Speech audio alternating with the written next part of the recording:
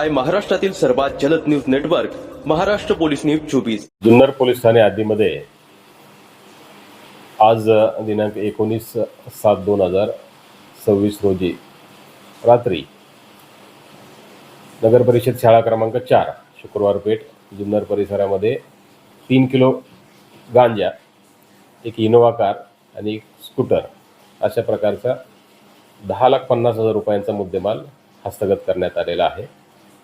त्याच्यामध्ये छापा कारवाईमध्ये हा मुद्देमाल हस्तगत केल्यानंतर एक आरोपी अटक करण्यात आलेला असून त्यास सध्या पोलीस कोठडी मिळालेली आहे आणि इतर पाहिजे आरोपितांचा शोध सुरू आहे।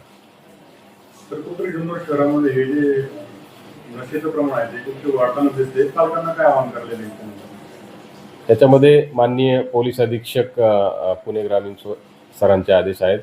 से नो टू ड्रग्स या पद्धतीनं प्रत्येक आपण शालेय पातळीवर सामाजिक संस्थांमध्ये जनजागृतीपर कार्यक्रम घेत आहोत आणि पालकांना आणि एकंदरीत नागरिकांना या दृष्टीनं हेच आव्हान आहे की आपण या अशा पद्धतीच्या कुठल्याही प्रकारला थारा दिला नाही पाहिजे आणि जर असे प्रकार आपल्यासमोर कुठे जर घडताना दिसत असतील किंवा आपल्याला काही माहिती असेल तर ती गोपनीयरित्या पोलीस ठाणे सांगू शकतात किंवा डायल 112 या क्रमांकावर संपर्क साधून त्याची माहिती देऊ शकतात। सदरची कारवाई माननीय पोलीस अधीक्षक पुणे ग्रामीण यांच्या आदेशाने माननीय अपर पोलीस अधीक्षक पुणे विभाग, उपविभागीय पोलीस अधिकारी श्री धनंजय पाटील जुन्नर उपविभाग यांच्या मार्गदर्शनाखाली प्रभारी पोलीस निरीक्षक स्वतः मी, सहाय्यक पोलीस निरीक्षक संदीप मोरे, पोलीस हवालदार भालेराव, पोलीस हवालदार हंडे, पोलीस शिपाई सातपुते,